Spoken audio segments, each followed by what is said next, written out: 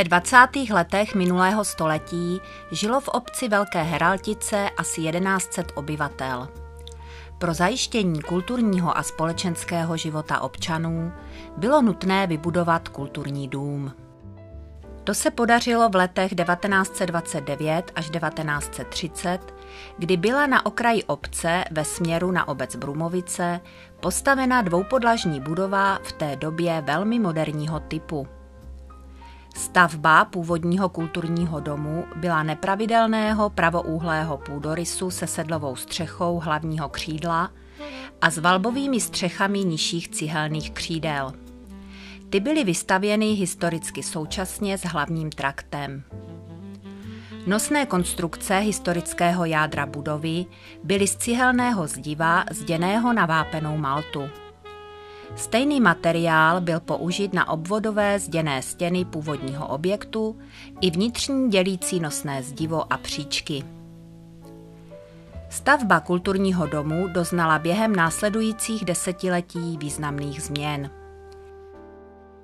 Zásadní změnou ve vzhledu budovy bylo zazdění oken na severní a jižní straně hlavního sálu a současné snížení stropu pod hledem z umakartových a sololitových desek.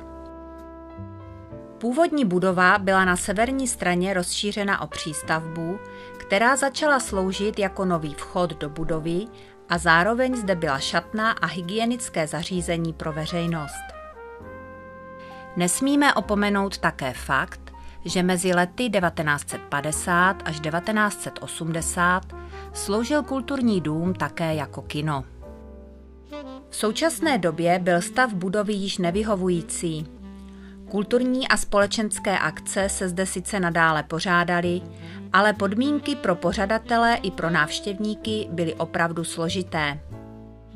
Na mnoha místech do budovy zatékalo, technické a hygienické zázemí zdaleka neodpovídalo potřebám občanů.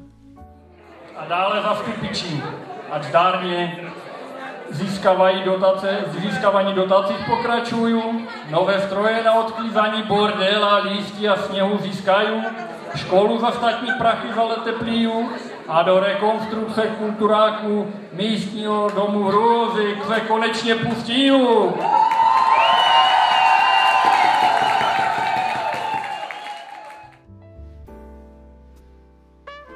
Jak a kdy vůbec vznikla myšlenka rekonstrukce kulturního domu ve Velkých Heralticích, nám poví starostka obce paní Jana Zechová.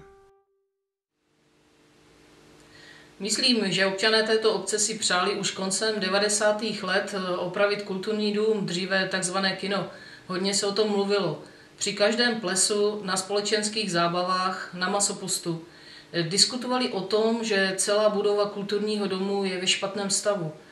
Peklo nebylo na provoz přizpůsobeno, nádobí se umývalo v belíku s vodou, která se musela donést a často vyměňovat. Určitě na to vzpomínají ti, kteří zde obsluhovali.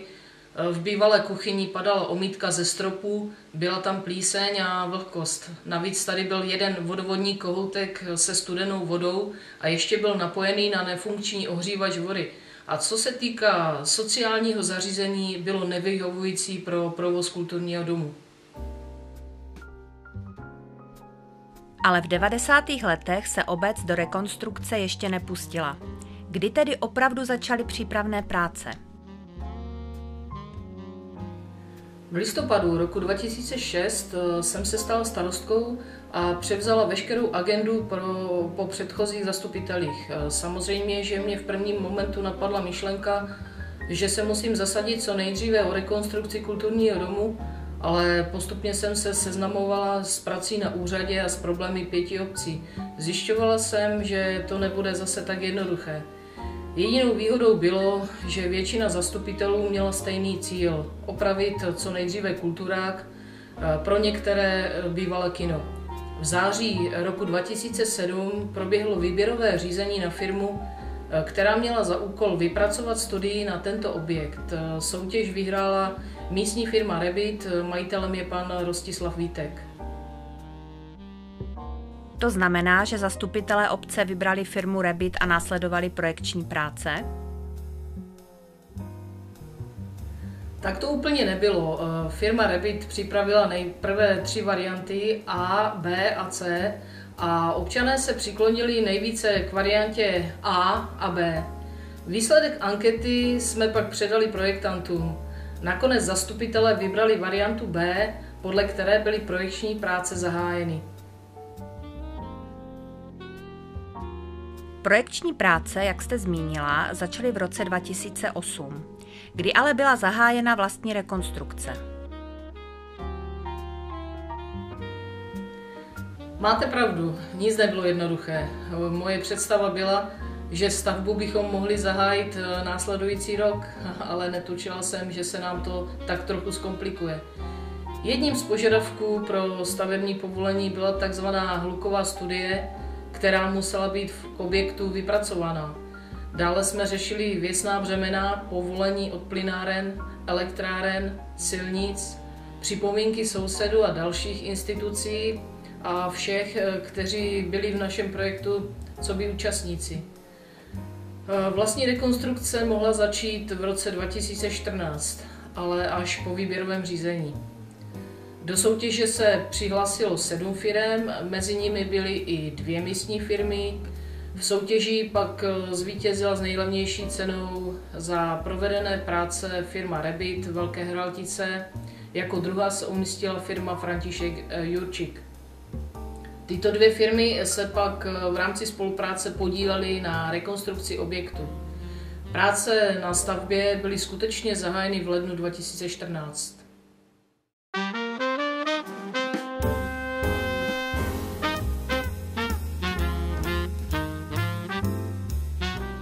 Rekonstrukce kulturního domu začala v lednu 2014 demontováním stropních podhledů v hlavním sále. Postupně byly vytrhány dřevěné parkety a deskové podlahy v celém objektu. Byly odstraněny a demontovány stávající zdravotechnické zařizovací předměty, sifony, baterie, podlahové vpusti, světla, elektroinstalace.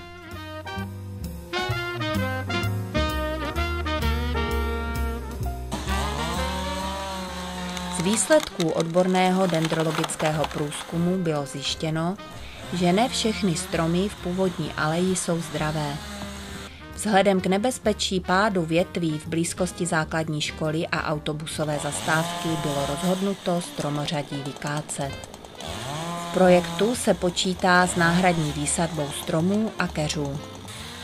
Kácení stromů provedli hasiči SDH Velké Heraltice.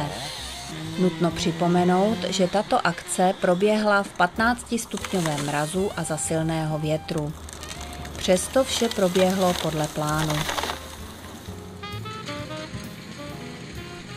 Dokončovací úklidové práce větví před kulturním domem prováděli pracovníci obce. Projekt stavby počítal s odstraněním staré uhelny a promítací místnosti v přední části kulturního domu. Bourací práce uhelny začaly 12. února. Počasí stavebníkům opět nepřálo. Práce v interiéru budovy pokračovaly zazdíváním oken na jižní stěně hlavního sálu. Jedním z mnoha náročných úkolů bylo odstranění původní betonové podlahy ze suterénu vinárny, takzvaného pekla. Postup bouracích prací probíhal v souladu s projektovou dokumentací. Poškozené části vnitřních omítek byly oklepány až na zdivo. Uprostřed hlavního sálu se začaly vršit hromady stavební suti. Celá vnitřní a vnější kanalizace až k žumpě byla zrušena.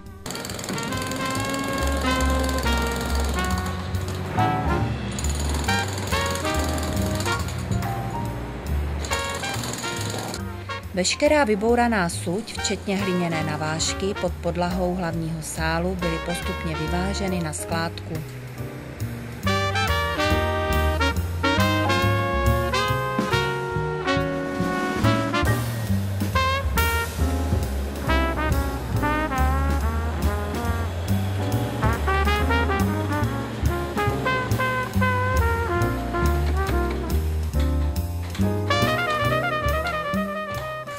Celá budova byla podřezána a byla provedena hydroizolace.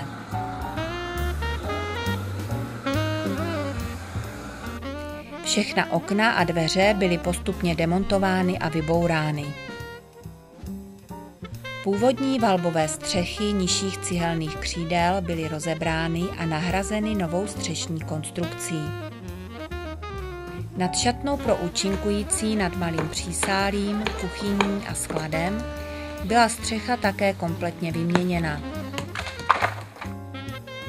Střecha hlavního sálu, přilehlých křídel a nové přístavby byla pokryta plechovou střešní krytinou grafitové barvy. Odvětrávací věžička byla kompletně zrekonstruována. V rámci rekonstrukce došlo v celém objektu stavby ke změnám stavebních otvorů. Některá okna a dveře zůstaly zachovány, některé byly upraveny nebo zcela zazděny. Paní starostko, na jak dlouho byla naplánovaná rekonstrukce? Rekonstrukce byla naplánovaná do konce září minulého roku. Je to však starý objekt z roku 1929 až 1930 a žádná taková velká rekonstrukce od doby výstavby zde neproběhla. Proto se dalo předpokládat, že nás může ještě při opravě něco překvapit. No a také se stalo. Původní podlahy nebyly betonové, ale prkna byla položena na trámkách a prostor mezi nimi byl vyplněn popelem a hlínou, což dlouhodobě způsobovalo vlhkost podlahy a zatuchlinu v sále. Dále při odkrytí střechy pracovníci zjistili, že větší část desek a trámu je zhnila. Museli jsme také předkládat veškeré inženýrské sítě, protože nevyhovovaly dnešním normám. Takové věci a problémů jsme museli odstraňovat za pochodu stavby víc. Ale jak je vidět, myslím si, že celkový pohled na tuto rekonstrukci je kladný.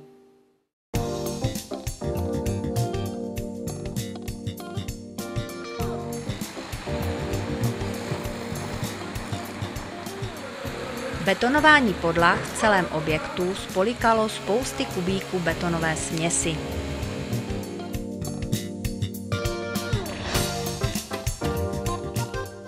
Na místě původní uhelny od ulice Školní byla vybudována zcela nová přístavba vstupního vestibulu.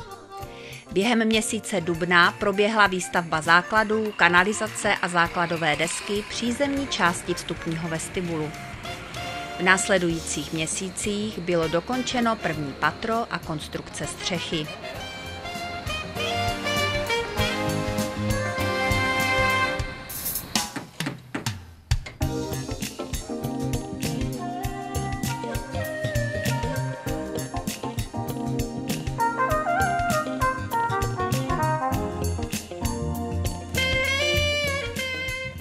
Součástí vestibulu v přízemí je šatna, moderní sociální zařízení a sklad.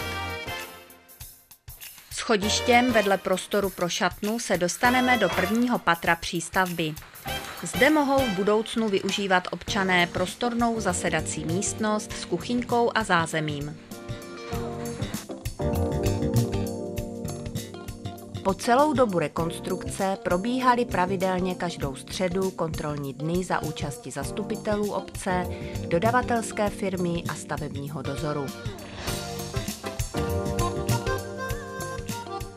Kromě obnovení původních oken na severní stěně hlavního sálu byla nad vstupní částí sálu vybudována galerie. Na rovných střechách severní části kulturního domu byla provedena nová hydroizolace.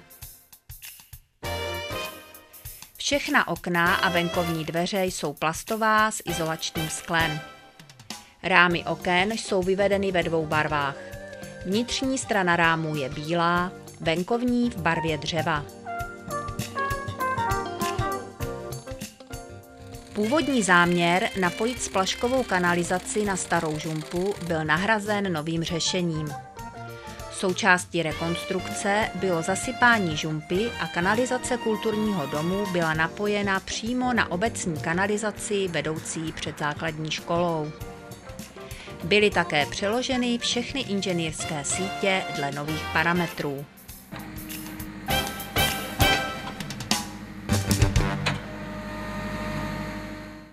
Projekt počítal s využitím severního přísálí vedle jeviště jako místností pro hlavní technologickou část vzduchotechniky. Jedním z náročných úkolů bylo stěhování klimatizace do budovy. Původní okno, kterým byly jednotlivé části klimatizačního zařízení stěhovány do objektu, bylo později zazděno.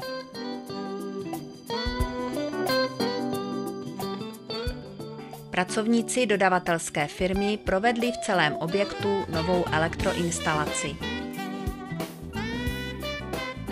Stropy v hlavním sále i v přilehlých místnostech byly řešeny sádrokartonovou konstrukcí. Obvodové stěny kulturního domu byly zatepleny polystyrenovými deskami.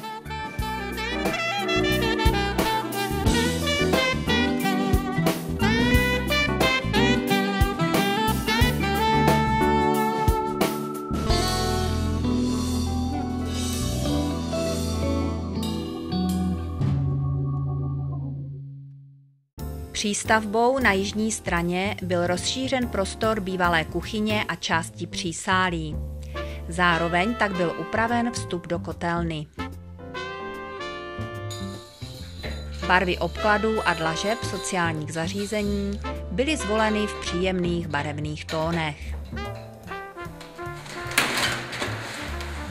Nová moderní kuchyně umožní organizátorům společenských akcí profesionální přípravu gastronomických lahůdek.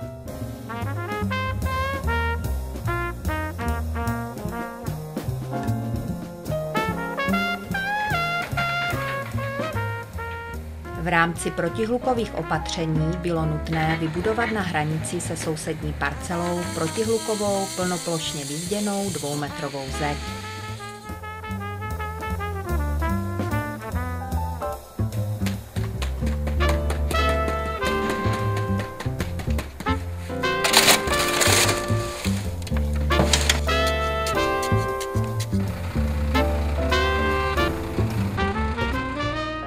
Projekt samozřejmě počítal s dostavbou nových chodníků, zpevněných ploch a v budoucnu i nového parkoviště. Kulturní dům je po komplexní rekonstrukci. Chtěla byste ještě k velkému dílu něco říci? Ano, chtěla bych shrnout celou rekonstrukci. Od vzniku myšlenky, to je od roku 2007 do prosince roku 2014, uplynulo 7 let. Rekonstrukce byla částečně financována z 10milionového úvěru, další finance byly uvolněny z rozpočtu obce. Jsem opravdu ráda, že všichni můžeme sdílet společnou radost díla, které se podařilo a které bude sloužit dlouhá léta nám všem. Byl dobudován objekt zcela nové kvality. Je nově řešeno sociální zázemí pro muže a ženy, bezbariérové WC, úklidové místnosti, nová vstupní hala se šatnou, zasedací místnost v prvním patře, balkon, kuchyň, bezbariérový vstup, bar, takzvané peklo a celý objekt je vybaven vzduchotechnikou. Věřím, že tento společenský dům ještě prohloubí a posílí spolkovou činnost. Ve větší míře se stane centrem kulturních a volnočasových aktivit obyvatel nejenom naší obce.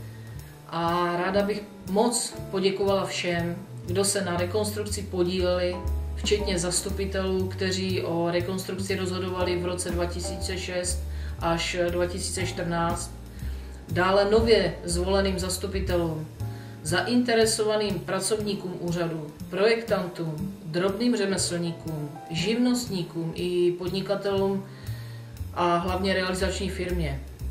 V letošním roce naše obec Velké Heraltice slaví 750 let od jejího založení. Myslím si, že společenský dům můžeme brát jako ten nejlepší dárek pro Velké Heraltice. Přeji nám všem, aby se stal opravdovým střediskem našich společenských i kulturních činností a aby obohatil naši obec.